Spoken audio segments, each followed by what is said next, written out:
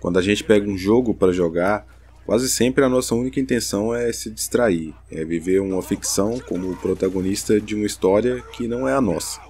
Porque é isso que os videogames fazem de melhor, eles nos entregam experiências incríveis em mundos virtuais, onde as nossas ações não têm consequência ou impacto no mundo real. Bom, pelo menos não muitas, né? Afinal, se é tudo ficção, dificilmente você vai questionar o que você está fazendo ali. Você vai atropelar idosos no GTA, bater em todo mundo, andar em carros a 350 km por hora e por aí vai. Os jogos de ação e de guerra são os melhores exemplos disso. Incontáveis disparos, você mata tudo e todos enquanto sobe uma trilha sonora heróica e você crava a bandeira americana em território inimigo, todo mundo comemora e aí a gente espera o próximo conflito armado servir de inspiração para o próximo jogo. Spec Ops: The Line é um jogo que oferece uma experiência única e perturbadora no gênero de tiro em terceira pessoa. Lançado em 2012 e publicado pela 2K Games, o jogo se destaca pela sua abordagem envolvente e madura sobre os horrores da guerra. Isso ia na contramão da onda de jogos de guerra da época.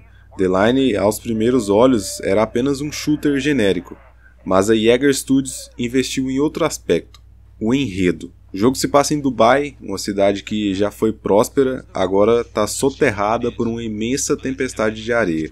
O jogador assume o papel do capitão Martin Walker, líder de um esquadrão de forças especiais chamado Delta Squad, composto por John Lugo e Alphonso Adams, todos enviados para a cidade a fim de realizar uma missão de reconhecimento.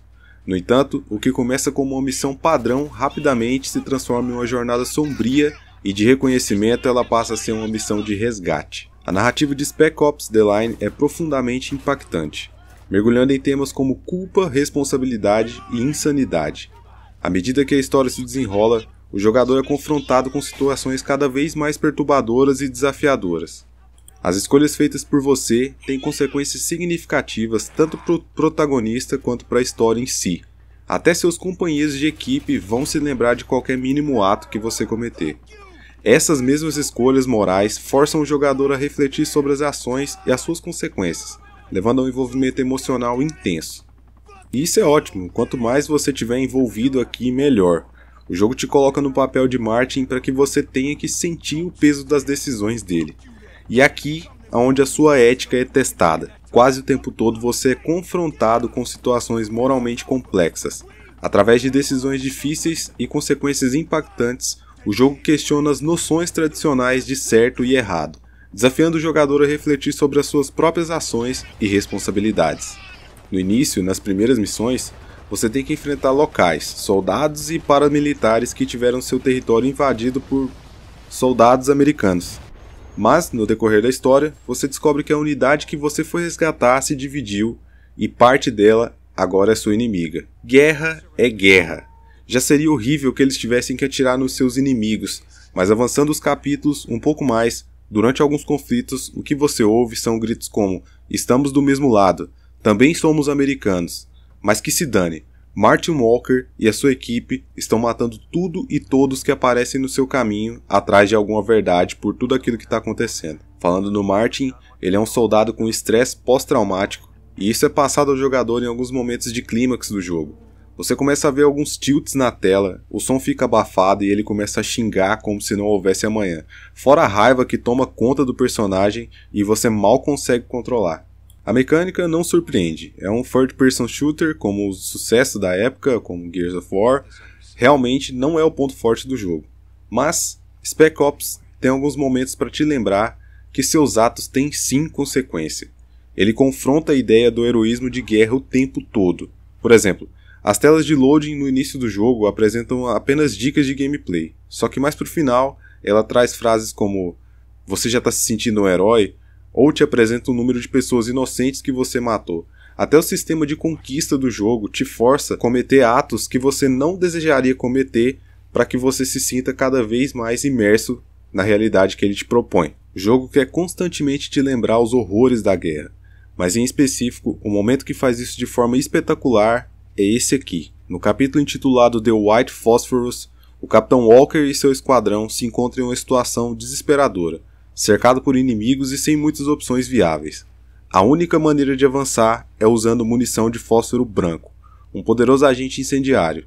Você tem a opção de usar essa munição para dizimar as forças inimigas e abrir caminho, mas o que vem depois é chocante. Ao utilizar o fósforo branco, a cena se torna brutal e angustiante. O jogador testemunha os efeitos devastadores da munição, com explosões, fogos e gritos de dor ecoando por todo o ambiente. No entanto, conforme a poeira baixa, a verdade se revela. Você descobre que havia atingido não apenas os inimigos, mas também civis inocentes, incluindo mulheres e crianças. A dimensão do massacre é exibida de forma explícita, te confrontando com as consequências terríveis da sua escolha. A culpa cai sobre você. E cai ainda mais quando seus companheiros de equipe começam a te julgar por isso. Essa cena é poderosa porque força o jogador a questionar a sua própria moralidade e responsabilidade dentro do jogo. Ao fazer uma escolha que parecia justificada no contexto do combate, você é confrontado com as consequências não intencionais e horríveis das suas ações.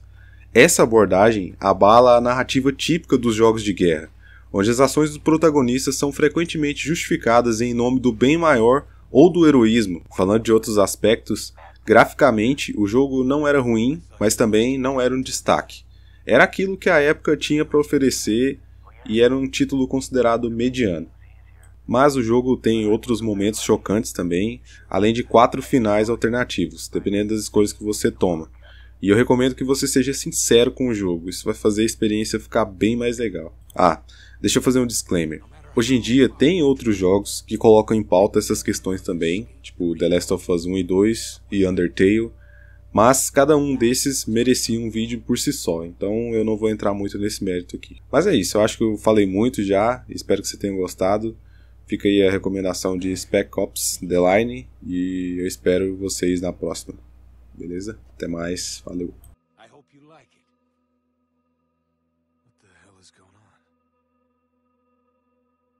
Your eyes are opening for the first time. It hurts, doesn't it?